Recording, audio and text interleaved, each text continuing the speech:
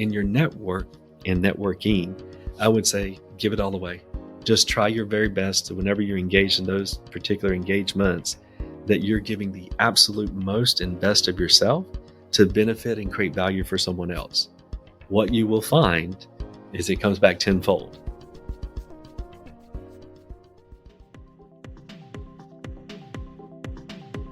Welcome to the In Factor, conversations with entrepreneurs who started, stumbled, and succeeded. I'm really excited today to have Chad Jenkins, the founder of SeedSpark, joining me today. I understand he's been an entrepreneur since middle school, I think, and maybe before. So I'm really excited to dig into his entrepreneurial journey and his entrepreneurial mindset. So Chad, thank you for joining me today on the In Factor. Oh, it's my pleasure, Ms. Rebecca. I'm looking very forward to it. Great. Well, let's start first by talking about your latest venture. Tell me what SeedSpark is all about. Okay. So SeedSpark was created to empower entrepreneurs across the globe by expertly identifying and unlocking opportunities that are hidden within their existing resources. So our approach typically yields the conventional into the exceptional, and it drives unparalleled growth and value creation for our growth partners. So if you think about organizations or entrepreneurs specifically that are tired of getting the conventional results, or they feel like they may be running on a hamster wheel, we're typically referred to them to just look at all that they have at their fingertips and understand how they can recombine those resources and assets to begin to remove the competition and grow exponentially without any margin compression. Okay, very interesting. So tell me a little bit about who your typical client might be. You mentioned is it a small business owner, or is it a medium-sized company, or a big corporate, or all of the above? Yeah, so we see them all, but quite oftentimes there's a lot of density in the small to medium-sized business. So 50 million, and from the 5 to 50 million, there's quite a bit, but we go all the way up to the multi-billion. A lot of times with multi-billion, it's a unit of their business that needs transformation, and they feel like they've done all that they could do, but their creative ideas, they've run out of them. But they have a lot of resources at their fingertips. And you mentioned starting at a very early age. I understood very early on that people are driven by two things. Fear and greed are typically what you hear. I tend to say fear and love. And I was struck at the very same time with both of them. So I was scared and I wanted for a lot. And that it made or conditioned me to begin to look at all the things that you have at your fingertips and realize the value creation potential that they have. That's a lot of times what I feel like is invisible to most, but it jumps off the page at me. So they span all over, but a lot of density in that small to medium-sized business working directly with the entrepreneur. Okay, so there's a lot in there I'd love to dig into, and I'm just really, so you work with the creative process, right? Helping Yes. people, there's a lot of people out there that work with companies that take them through creative exercises, and I have a feeling that what you do is a little bit different from that. In that everything is rooted to value creation. I was having a conversation with a gentleman who's about to graduate high school. He's the son of a publisher in Cleveland, Ohio, a very good friend of mine.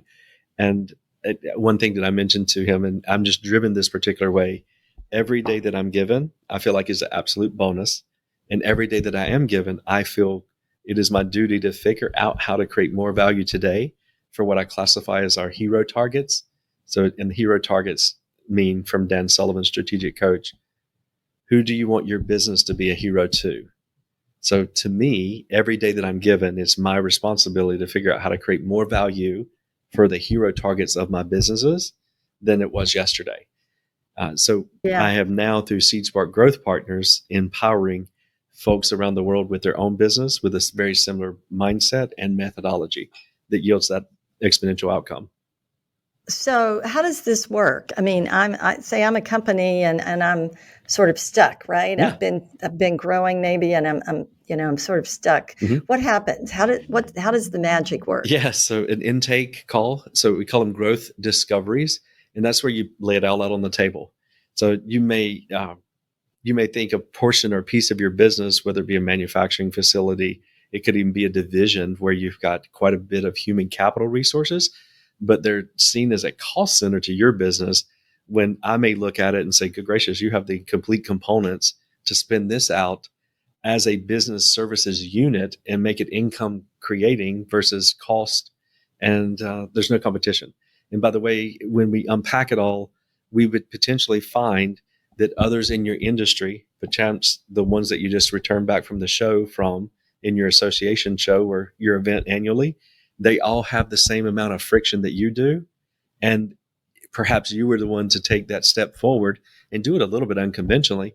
You may know your top 3 to 4 immediate clients, like they're already friends of yours. So it's really initially looking at everything that you have at your fingertips and understanding what its natural expression is or its authentic expression, not the conventional label that your industry or that general business has placed on it. And then understanding how you can recombine that with other components of your business or your resources or your market or your digital platform so that you can begin to create more value than anyone else in your space. But you keep in mind, I didn't say you had to launch a marketing campaign or hire a sales team or expand manufacturing or go buy another business. No. You likely have way more capabilities than certainly meet your current eye already at your fingertips. So it makes my job, of course, very rewarding and a lot of fun because I just see those combinations a little bit. It feels like a blessing and a curse at the same time because I can't help not see the opportunities for value creation. Yeah. Yeah. There's research in there's been a lot of research looking at the whole creative process, and a big part of it is this ability to connect dots. Yes. And so I'm really fascinated by it, and I teach the creative problem solving to students, and it's always fascinating to take them through that process. And we can get back to more of that in a few minutes, but I'm very curious about your entrepreneurial journey to where you are today. How did you get to this point? Mm-hmm. I read a little bit about your background, and I know you started out, I think it was middle school maybe with your first business. So tell us a little bit about how you got where you are and how entrepreneurship's been part of your life. Oh, sure. Okay. So starting all the way back to when I was around 8 is my best recollection. Around that time, I was putting up fence, bush hogging pastures, and training or riding horses. And I figured out what my father made roughly annually. And I did the backwards math to understand what it would be by the minute, by the hour, by the week, by the day. And it didn't seem like too big of a number when you broke it down by the hour. So I added a 0 to it. It's actually where the name of the first book came from. And when I added a 0 to it and then pulled it back out to what the annual amount would be, that was a considerably way different number. So at that very time, I was struck with fear and also love because I wanted to be bigger. I wanted to perform or have a higher performance than that. But at the same time, I felt like I had absolutely nothing at my fingertips to be able to create value, which was absolutely not true. When I began to look at things in a little different perspective, the very first business, if we'll call it a business, it was sole proprietorship. It wasn't LLC at that time. I was quite young. But I recognized that some things that I had at my immediate fingertips were capabilities. A friend of mine created the VCR formula. His name is Dean Jackson. And the vision portion of that, or the V stands for vision, C stands for capabilities, and R stands for reach.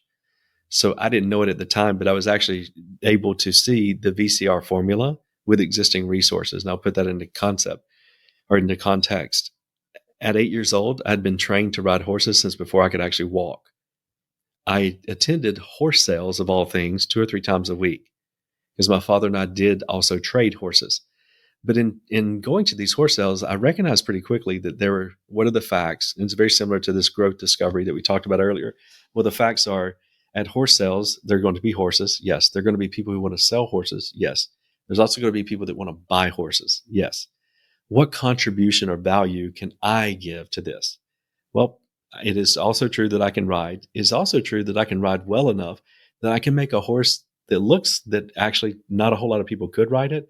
It will project, once you see a little peanut kid on it, that anyone could ride it. So understanding that value creation, I began to offer my services to ride people's horses through the sale barn for $10 to $20. If I would have been a little bit more mature, I would have participated in the higher yield of revenue that the horse brought. But at that time, I was very young and I didn't understand that. I do now, to the extent everything I do is based upon future money and not fee for services. But at that time, $10 to $20, first entree into business. When I say entree into business, what I really, really mean is entree into value creation. As I mentioned earlier, everything stems back to that. So the reason that businesses exist is the value they're creating for someone else. So that was my very first one. That evolved to people figured out that I could ride and also I could train. So I began to train horses at a very early age. And I would just board them monthly and charge a monthly fee. And that worked out very well. Had more of my time back. And then I evolved from there. Once again, what's the next business? Well, I grew up on a farm. I have tractors. I have a bush hog. I have a trailer and I have a truck. In the great state of South Carolina, you could drive at 15 years old. So the day that I turned 15, I don't, luckily, hopefully I won't get in trouble for this, but I think I drove to get my license and I drove home with my license. So it's been a very long time ago.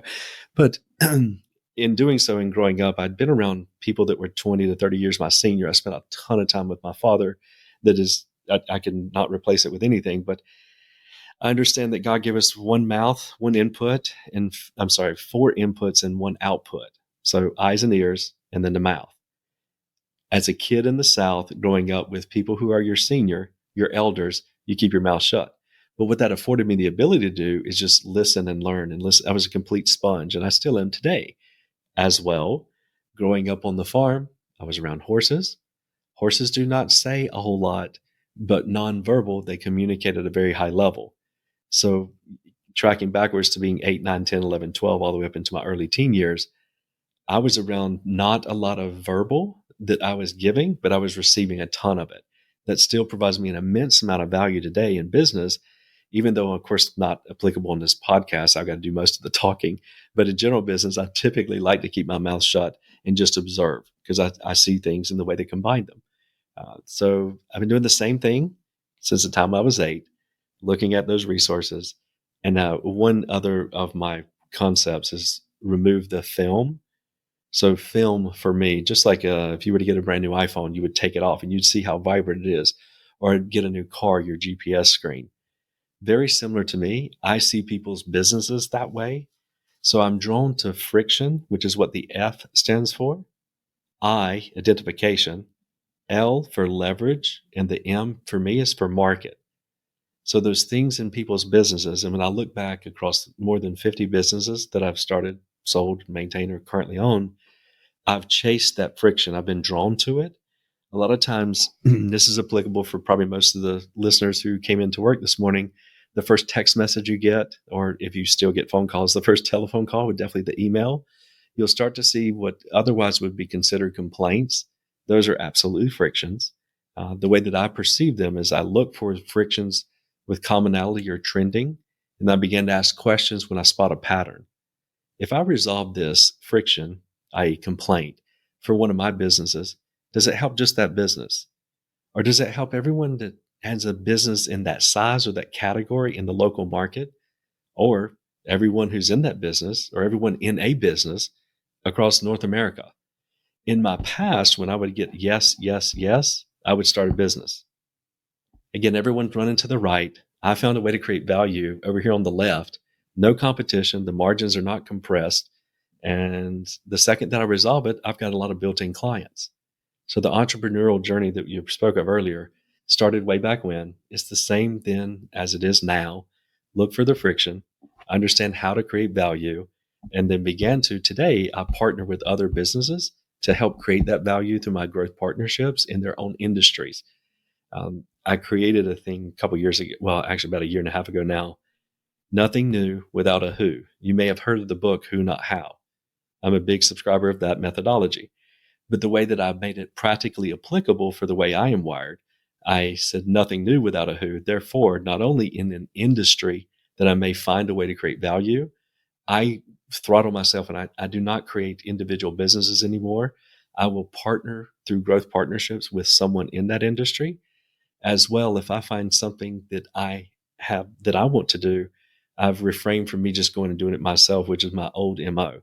Now I do it with someone. And you know what I've found out is leveraging the vision that I have combined with someone else's capabilities, multiplied times reach, is the absolute formula for exponential growth.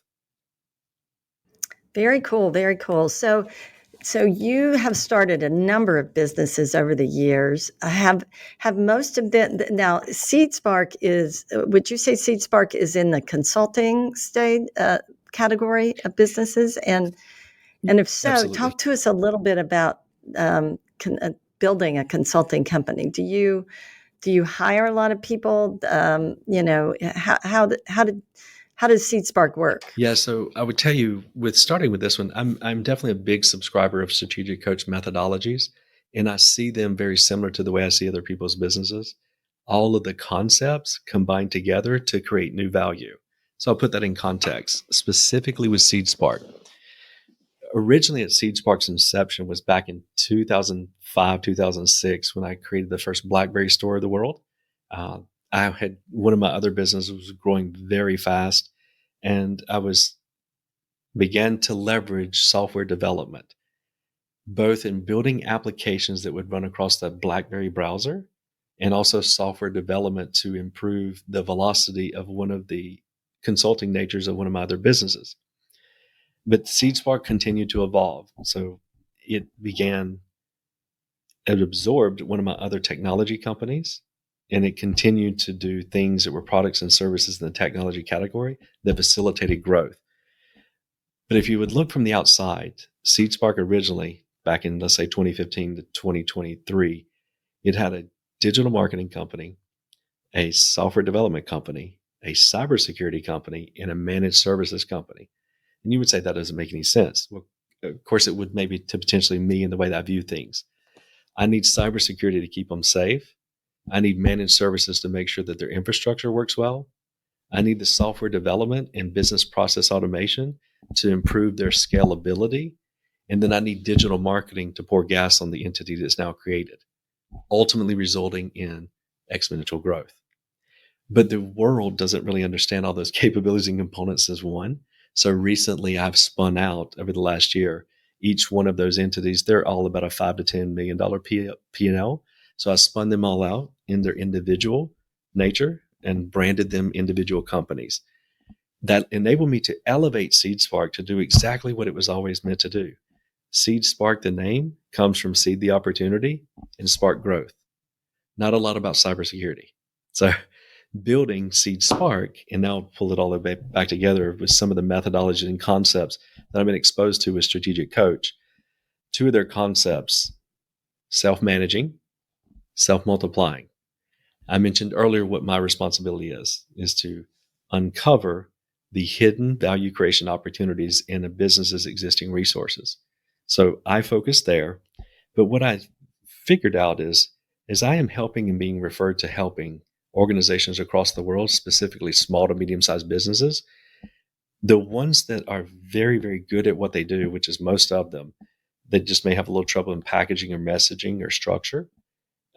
As we work through that, they become assets for my growth partners. So the self-managing and the self-multiplying is actually facilitated by the introduction of growth partners to growth partners through an introductory call to see if the combination of the two create more value. And if it does, both of them began to grow, which of course, remember, was my original responsibility. So building a consulting firm, I'm sure there's a best practices, which I'm not really a best practices guy. I understand those as being average. What I wanted to try to do here is to create a mechanism or an entity that would be one self-managing, self-multiplying, and completely rooted on value creation. And I'm happy to report that we've successfully done that. We're just before launching the SeedSpark Collective, which will be an online community for all of those growth partners and high value creation entities to be able to collaborate with each other, and then also be exposed to our SeedSpark Academy and the methodologies and thinking tools that I've created to help facilitate in a kind of do-it-yourself fashion to create the outcome of this type of thinking and exponential growth. So you've taken parts of this company, which you've been running for a number of years, Yes. and they are now separate entities that are being run by somebody else, and they've become your partners. They have become my Is that partners as well as entities all over the world that I get introduced to help okay? them grow. They also become my partners. So you build, you've built this network, if you will, Yes. of companies. So they're one of the big challenges with consulting companies is always how do you scale it? Absolutely. And you're scaling it through partnerships. Yes. How do you scale what you do personally? Because as you pointed out when you talked about your entrepreneurial journey, it was sort of one of your super strengths, if you will, being able to see these connecting the dots. So Yes. how does somebody maybe who's listening to this and they too have a skill set they've turned into a consulting company, but they're trying to figure out how they scale what they personally do really well? Yeah, so I can sum it up in one sentence and then we'll need to unpack it. The obstacle is the way, and collaboration is the way through it. And what I mean by that, and you alluded to it, even whenever I became aware through understanding and doing a lot of work to understand my unique ability, that makes me the product. And you picked up on it immediately. Well, the first thing I need to solve for is embrace the friction, i.e., how in the world am I going to scale myself? And from that, I began to leverage my growth partners to help each other. And have built thinking tools that enable them to basically be met exactly where they are, but take them through a process that can be self-guided, that it begins to uncover those opportunities that they have at their fingertips. So the SeedSpark Collective and the SeedSpark Growth Academy are two things that I started building immediately when I decided that, hey, I understand exactly what the name stands for and what the original why was. It's still the exact same why. How can I take all of my experience and empower someone else to result in the outcomes that I've created over and over? So the SeedSpark Growth Academy trains different methodologies that we created that we operate ourselves. And the SeedSpark Collective is the online platform and community that enables that to happen just with leveraging our thinking tools in our community. Because and one foundation item for those guys, a prereq, mindset. So working hand in hand with them, they may come with the mindset, but they just can't see the things that I see. The tools help. But once they have the mindset and you begin to put others with similar mindsets in community, wonderful things happen. So there's a lot I'd love to talk to you about there, but what I'm hearing is that you created products. Yes, ma'am. You took your expertise and created products, which is something that when I'm working with consultants or my students and they want to start a consulting company, we always talk about how can you productize what you're doing, and so I wanted to ask you about products, one of which is your Growth FlyWheel principles, I think. Yes. But before I do that, I just have to ask you about mindset because you brought it up. And mindset is my area of expertise and the research that I've done. So I'm very curious about how you measure and understand mindset in terms of identifying people that you might work with to ensure they have mindset. Yes. The mindset you're looking for. So I certainly appreciate the question. One thing, and first and foremost, I'll preface this with no formal education, just extremely naturally curious. And I am a big sponge. What I also am doing. That's a great that's a number one attribute. I think Sir Richard Branson said, what's the number? Somebody asked him that, what is the number one attribute for an entrepreneur? And he said curiosity. By far. So you've definitely got that. I would certainly agree to that. But upon that basis, I began to focus on, to the best of my ability of learning and reading, how does the brain work? And let's embrace it. So earlier when I talked about the obstacle is the way and collaboration is the way through it. So the collaboration for me to understand the obstacles of me wanting to understand the brain is read, listen, find the folks who are researching that, and then embrace it. So being open, and one could argue natural curiosity is certainly a foundational element of being open. But if I have an organization in Wisconsin or a trucking company and a logistics company in Seattle or a very large HVAC company in Jersey, what are they very much open to thinking unconventionally? Maybe they don't have the capabilities or the know-how, but are they open to it? And if they are, that's wonderful. I'll give one thinking tool, an example of it. So just add a zero being the name of the book. Folks, of course, are immediately drawn to putting a zero to the end of any result. And I would say, well, that's very easy and somewhat logical. But how about we put it on the front? And I'll give you context around that. If we have 10 sales professionals and 6 of them are knocking the cover off the ball, 4 of them are not, and we're almost to hit our numbers, but not really, then I inevitably, and I'm sure many of us have been in a meeting like this, you're in a leadership meeting to talk about how can you get the other 4 to do, or what should we do? And some of the ideas are thrown out as, okay, let's just let the 4 go. Let's start and redo it again. I'm saying, okay, why don't we just put a 0 in the front of it and go down to 1? For this particular meeting, with all of this brain power around the table, how can we come up with an exponential outcome? Well, instead of creating the same revenue that our targeted was with 6, what if we could do it with 1? And then we could repurpose those other 9, or we could grow by that much if we come up with the right strategy. So in many meetings, and I would dare say most of the listeners are probably nodding their heads, that is not normal of your normal traditional EOS meeting, or that's, you'll have an IDS item about the sales team coming from the scorecard, and people don't ask questions like that, though yet they possess all this great brain power around the room with all these years of experience in the business. They have the capability, they have the resources to be able to think at that level. So whenever combined with SeedSpark Growth Services, I'm really hoping to empower them. And I use that word specifically. I feel like they have all the abilities already. They're just not asking the right question. I've long since ago heard, if you want the right answer, figure out how to ask the right question. So I absolutely try to focus there as much as I can. But foundationally for me, are they just open-minded? Maybe they're not wired up to have natural curiosity. They want much bigger outcomes, and they're open to the idea of thinking about things unconventionally. So that being a prereq for me. Yeah, that makes a lot of sense. And especially, it's really fascinating to hear you talking about how a lot of times companies have resources. They have too many resources going towards the wrong thing, right? Mm-hmm. And so coming in with a fresh set of eyes, can be really helpful, but they have to be open Yes. to consider what you have to say to them, which might be totally the opposite of what they're used to thinking about. Most oftentimes it is, yes, ma'am. You're exactly right. Yeah. They really like the outcome, though. Whenever you can outline, here's where you sit today. You don't have to go invest or spend a whole lot more money. We're just going to repurpose some of these capabilities and resources that you have. We're going to repackage it, remessage it. Naming is required. You talked about consultants, and I have one other tool. It is named Name the Baby. An example: if you had a baby and I had a baby, we didn't name it, which would be quite unconventional. Whose is whose? I'm not sure. Maybe yours would have a little bit more hair. I'm not sure over mine. So we don't do that personally in our families.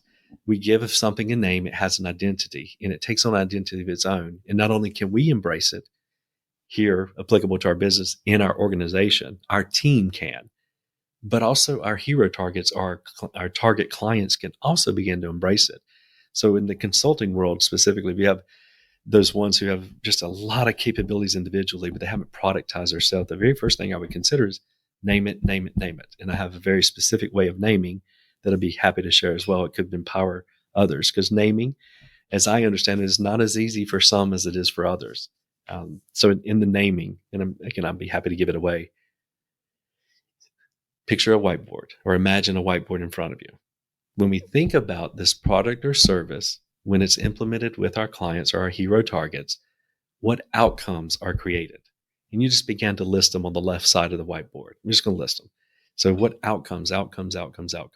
So great.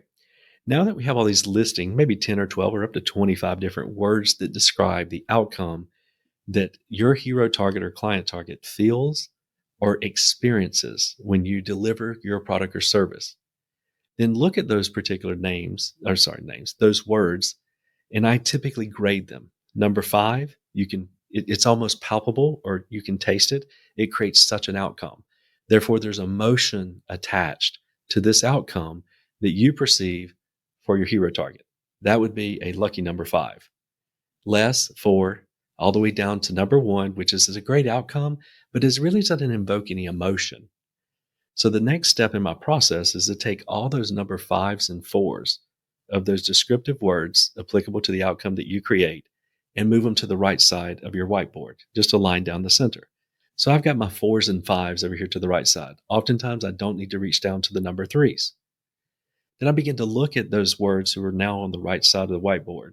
And I'm trying to look and see, can I take any of these in hyphen? Can I take the first 3 letters and the last 5 letters of this?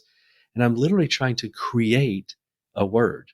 But I don't want to go too far away from this audible sounds so that, and I know I've hit pay dirt when this happens, when you say the word, you may have to explain it one time, think of a tagline, maybe one time. But the very next time that your hero target or your client target, however you deem them, hears that word, they can feel those emotions. You have now hit success. So that is a way to empower those consultants when they're trying to productize their outcomes that they can create, their value creation results. That's an empowering way to give them names and hopefully provide someone some value. Yeah, that's really fascinating, and it's really interesting and timely for me. I'm working on a new project and working, trying to come up with a name for it. And one of the epiphanies I had as I was going through the whole process was that the successful names are the ones that really show the benefit. And you mentioned the emotion associated with it. Yeah. As opposed to being simply a descriptor of what you're doing.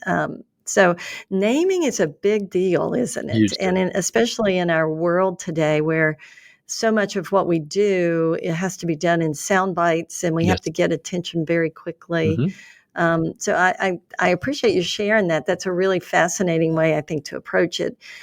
My question, which is kind of leading us a little bit away from, well, maybe not. My question is, how do you think about all the, what I'm beginning to hear called the cognitive revolution with AI, Mm-hmm.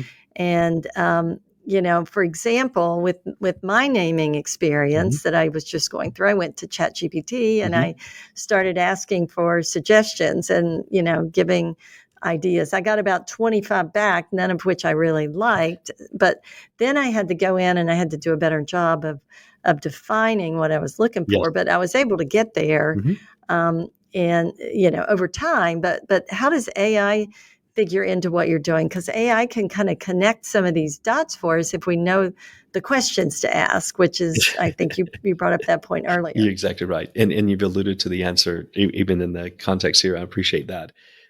If I want the right answer, I have to ask the right question. AI is an exact example of that. The better that I focus on my ability to prompt properly, the higher yield of better results that I actually end up receiving. So the nature of AI being able to make all the connections that we as humans are able to do, I don't foresee that in the short future.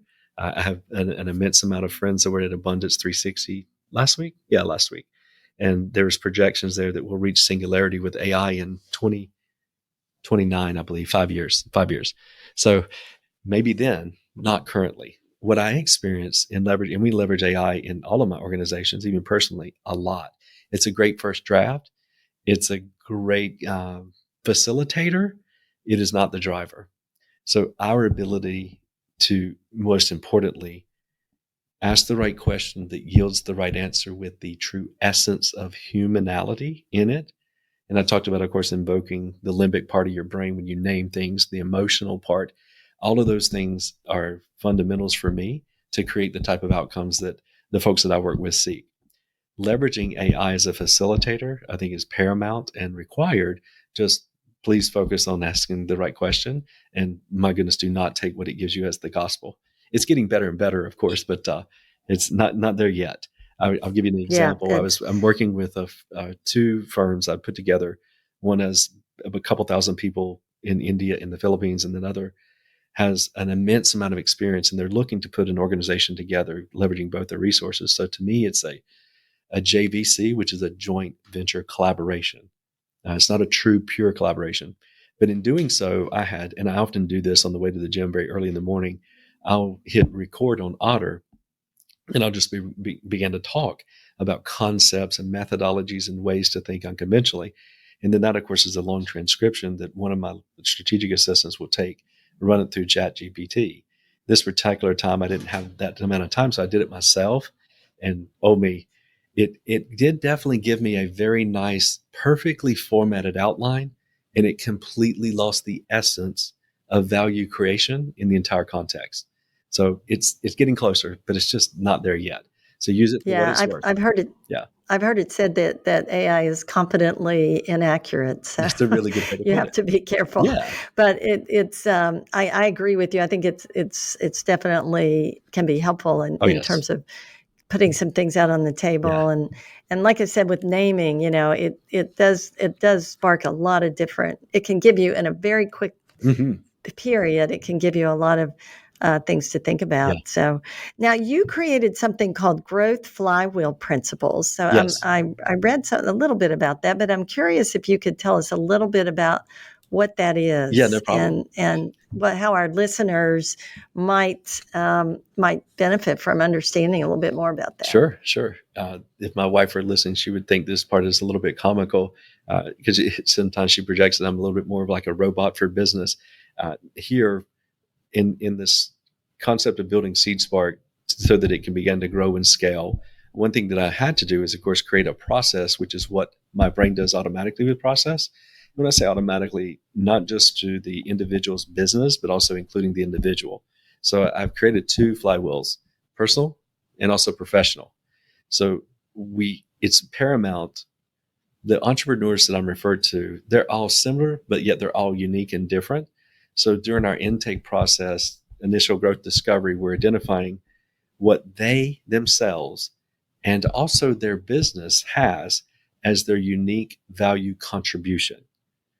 So unique ability from strategic coaches, very, very, very impactful. Practically applied, I coined unique value contribution. So how are we going to find that? What process are we going to take people through?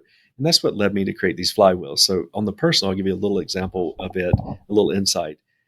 Purpose, like truly purpose. I meet tons and tons of entrepreneurs that are wildly successful and they're wildly lost as well. They're completely lost. They've become disenfranchised with the business. They've reached success for the conventional sense of anybody or an outsider looking in, but those folks are hollow. And that's not 100% true. They've just put all their work and passion into building the business, but they didn't foundationally start with the why. And I could attest I did that as well. Finding my unique ability was very, very beneficial. And then also focusing on what my unique value contribution was individually. And now I've created that flywheel that helps them as well. So meeting the entrepreneur where they are. And on the professional side, there's a few key categories. Purpose, as I mentioned, but some folks already know their purpose. Beyond that's health, right? So if I'm not healthy, then I'm absolutely not my best self in my business, nor am I in my personal. So we want to take them and get them introduced to different other growth partners around the world who are the best in their industry of what they do. And because they're a growth partner and they're part of the collective, they give an open door opportunity for a very consultative conversation, whether they engage or not, to their own discretion. It's my job to open up doors for them. They decide if they want to engage. So health, wealth as well. We have tons of entrepreneurs that have made money, certainly in the smaller to medium-sized business. They've made money, but it's all their wealth is just tied up in their business. So getting them introduced to somebody who just is not looking for a commission, but is looking more for a partnership. And oftentimes, you heard me earlier in the conversation, I talk about I only engage in future outcomes. So I learned a long time ago, wealthy people do not trade time for money. And I don't want to be that way. So I try to focus on what the outcome is. And then I dictate my participation in it, also taking on risk on that outcome. So many of my growth partners are of a very similar mindset. They're there to help the entrepreneur grow. They understand their unique value contribution could be in this hypothetical health category. We have a ton of folks in longevity, or into wealth category. Have quite a few RIAs and other wealth managers who are really good at what they do, but they also fit a certain segment of the market. So that's a little bit of what I was talking about, meeting them where they are. So yes, I've created this flywheel that gets them exposed to all the core components of building a very, very solid foundation for exponential growth, personally and also professionally. But it is paramount that we meet the entrepreneur and their business where they are, and then try to support them with the best in breed in their class and their verticals, and just combine them with it, and really fun and exciting things happen. Yeah, that sounds really interesting. And I like your holistic approach. Mm-hmm. I think that's really important. Mm-hmm. I'm really curious too about your network, because it sounds like you've developed a very robust Mm-hmm. network, which is a big part of how you're building out this consulting company. And I think that's an area that some entrepreneurs find challenging. Many are natural at networking, Mm-hmm. but others find it challenging, and they find that there's always a trade-off, because networking takes time. Mm-hmm. And as we both know, networking may or may not yield the results that you're hoping for. So you kind of have to have a mindset about how you approach networking. Do you have any thoughts on that for our listeners? Anybody out there who might be struggling with, how much do I invest in my network? Because I've heard the quote, your network is your net worth. And as I listen to you talk, it sounds like that it's an integral part of your strategy. Absolutely. Give it away, ultimately. So my focus whenever I'm engaged or referred to someone, I don't hold anything back. Why would I do that? I would love to think that when I share with them these growth strategies to revolutionize or completely wipe out their competition, they're going to hit the ground running. Oftentimes they're not. I'm never concerned with that. And if they are, more power to them. If I have someone that's trying to build the exact type growth consulting firm that I am, and I share with them all that we're doing and they outrun me, awesome. Now I got to learn something, and I should have done more homework myself. So in your network and networking, I would say give it all away. Just try your very best to, whenever you're engaged in those particular engagements, that you're giving the absolute most and best of yourself to benefit and create value for someone else. What you will find is it comes back tenfold. Now, I don't do it for that reason. I do it because it's my natural wiring. I'm very fortunate and blessed that it is my natural wiring. But I can tell you, and I'm a living result of that type of approach. I'm very fortunate to have folks all over the world. I have growth partners almost on every continent now. And I grew up in a very small town in South Carolina where I joke time moved backwards. So only looking at the resources and capabilities that I had at my fingertips and understanding them at a very authentic expression level, could I see how they could be recombined to create more value? And then sharing that with somebody else is the only reason that I can be here on this podcast today. So it's a wonderful question. And I hope that is empowering to many folks who are listening. No, it's a wonderful answer too. I absolutely love it, because I agree with you. I think we're building relationships. It's not about what's Yes. in it for me all the time, and people can sniff that out pretty quickly. And Yes. yet, when we're generous and giving, I agree with you. That's been. I also grew up in a very small town, as I think I told you Yes. before we started, in southern West Virginia, and I think that's part of my roots as well. But that's a great answer. I love it. I have one to add I to did that. want to ask. If Yes, you I'm don't sorry. mind, I have one to add that hopefully this as well can be sticky in someone's brain. When I mentioned earlier, Yeah. Dean Jackson is a gentleman that is a friend, and I think his concepts are just super simple, and a lot of times they get past people. But if you really think about them, you dig beneath the surface, they're woefully valuable.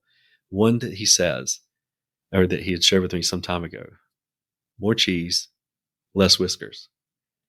I'm in a pretty nice office building, very fortunate. If I were to drop a piece of cheese behind my shoulder on this floor, how many days would it take for mice to show up? I don't know, and I don't want to find out, but I don't think it would be very, very long. So if you think about your business, or you think about your network, more cheese, less whiskers. So if you're giving more cheese, you're educating, you're using all your capabilities to provide value to someone else, you'll be surprised at how much comes back to you. So more cheese, less Yeah. whiskers. Yeah. Yeah, that's a great way to remember it, and something that doesn't, having an analogy like that often helps us to remember it and think about it in Yes. a different context, in a different way. So I like that a lot. I have to ask you, as you work with entrepreneurs today, where do you see the biggest mistakes that they're making? Like what What are people struggling with, and what are they doing? I love your focus on creating value. Mm-hmm. And what's the biggest mistake that you see entrepreneurs making today? Oh, this one is quite easy for me. There's a quote that I actually had a gentleman about 2 hours north of Toronto send to me. I had failed to remember that I put this quote in the book. Never let the request dictate the value that you can create. So I think in a lot of small businesses, small to medium sized business, I should say, there's this convention of their industry, this gross profit, this net profit, these overheads, this compensation model, the way you engage with your hero targets and delivery of your value or delivery of your product or service. And it all just kind of fits in a mold. We have these trucks and these trucks are half tons. And why? Who told you they need? That's what everybody does. I'm like, oh, I don't really like that answer. Let's peel back the onion a little bit. So taking the convention and just challenging it. If you were to take this Saturday, because of course most of us run like on a hamster wheel most of the week, unless you subscribe to free focus and buffer days, but your next free day, and it might be a Saturday, just take a legal pad and try to write down all the conventions that exist inside of your industry. And then in the next column, write why, and try to fill out what you will potentially find. And most likely you will find there's a lot of these conventions that you're just doing because somebody told you to, or the industry, or the last show that you went to. Like, well, why? How does that add value to your product or service that you're delivering to your hero target? If it's not, why the heck are we doing it? Because somebody told you it was the right thing? If it's not contributing to the overall value that we're delivering, I stop it immediately. Immediately. It's a I think that's really great advice, and it's something probably most of those things that you're talking about, we don't even know why we're doing them. It's just always Can't done it even this way. remember why we Yeah. started. Yeah. But Yeah. and of course, it's a little bit complimentary to me. I started with no formal education, just a lot of curiosity. So I question everything. I've embraced that, and now applying it, I help others with the same. So yeah, just Yeah. challenge all the conventions. I'm never a Me Too type of person. Yes, I mentioned best practices to me are average. Why would we want to do that? It's a nice frame of reference. Awesome. What can we do with all of the brain power that we've amassed in our organizations, all the resources that we have, and how can we recombine it to create more value? At the end of the Yeah. day, the only thing that matters is the future and how you're going to help somebody else create that future. If you're not helping them create the future, they have no time for you, honestly. So if we Yeah. focus there, you'll find that a lot of those conventions that you're somewhat beholden to, or you're experiencing mediocre results because you're following them, you're able to break those walls down, increase the value, and begin to separate from the competition and control your own margin. So it pays well. Yeah, that's great advice. So I have to ask you about failure, because failure and overcoming failure has been a part of almost every, well, of every, not almost, of every Yes, ma'am. entrepreneurial journey that I've been on, or that others that I've talked to have been on. So tell us about failure. Have you ever had any moments when you had a big failure or a big challenge, and how did you deal with that? Okay. So I'm, for the listeners who are familiar with Colby, are you familiar with Colby, Miss Rebecca? The personality study. Oh, yes, Okay. yes, yes, So I'm yes. a 7383, right? So a big quick start, big fact finder, surprising enough. But as far as my follow through, it's adaptive. So failures to me, I've just learned a new fact, which empowers me to see the conceptual of what I need to create so that I am continuously moving forward.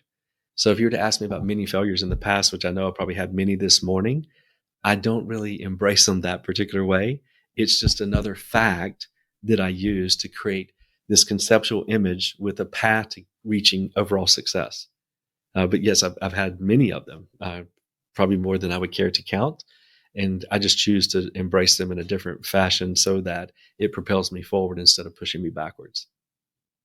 Well, one of the things that I talk about in my own book is that entrepreneurial journey is a learning journey. Mm-hmm. And so I think that's what you're talking about there. It's definitely, if we can be honest and willing to learn Mm-hmm. and learn as quickly as possible, then failure can really come in very helpful along the way, because it teaches us what not to do or what didn't work. Yeah, as far out into the future as I am, as tip of the spear as my personality is, I would respond this way. I try to fail as quickly as I possibly can intentionally. So many folks are going to do something when interest rates drop. I have this young gentleman, he was talking about real estate earlier, but I understand the real estate market's down. I'm like, whoa, hold on. The real estate market being down just opened up an immense amount of opportunities for people that are going to continue doing it the conventional way, because guess what? That doesn't work anymore. So there's no time like the present. I'm not going to wait till interest rates go down. I'm not going to wait till self-storage gets a lower cap rate. It's like, no. Let's understand what the market variability is currently. How can we attack it? And let's get started today. We know we're going to fail. Let's just make sure that when we fail, we recognize it really quickly, we recalibrate and keep going forward. It's proven quite impactful to my entrepreneurial journey to look at things that way and get started today. Not foolishly. Sure. I mentioned I am a 7 fact finder, so I'm going to gather a lot of facts. It's just I gather them as I'm walking forward. As I run into another fact that, hey, that didn't work, that's just another fact to me. Recalibrate and keep walking forward. Yeah, that's great advice. And I think for people, entrepreneurs who are listening and that may be struggling with something that's not working the way they want, to understand that it's part of the journey, and the sooner you seek to learn the lesson in it, the faster you can move forward. So this has been great, Chad. I've really enjoyed our conversation. Lots of great insights, I think, for our listeners.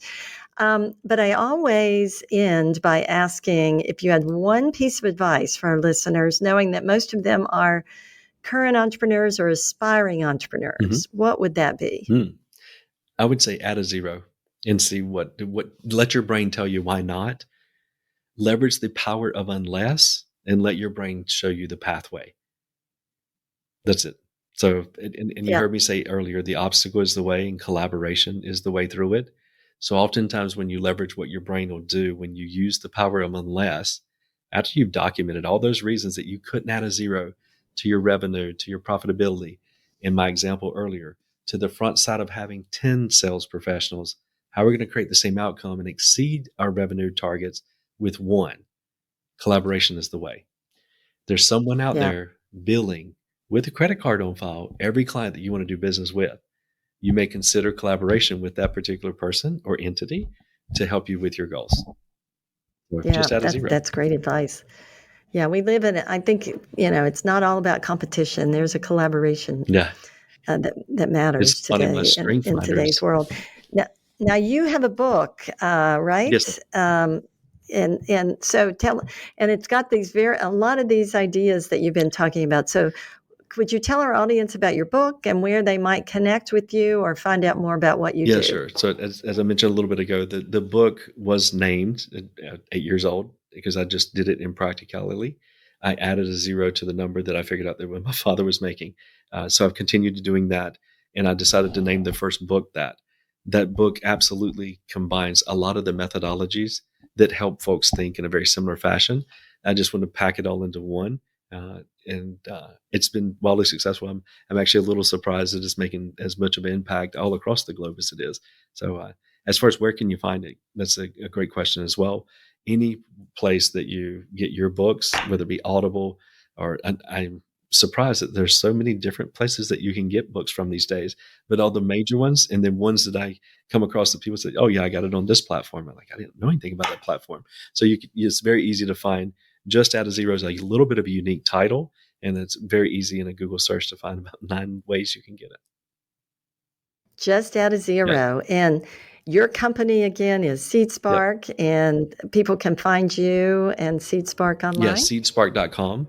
And then, of course, a personal website at chadtjenkins.com and justadd0.com as well. All right. Wonderful. Chad, thank you again for joining me today. I very much enjoyed it, Ms. Rebecca. Thank you very much. If you enjoyed this episode and would like to learn more about entrepreneurship, we would love it if you hit that subscribe button. Thank you so much for listening to this episode of InFactor.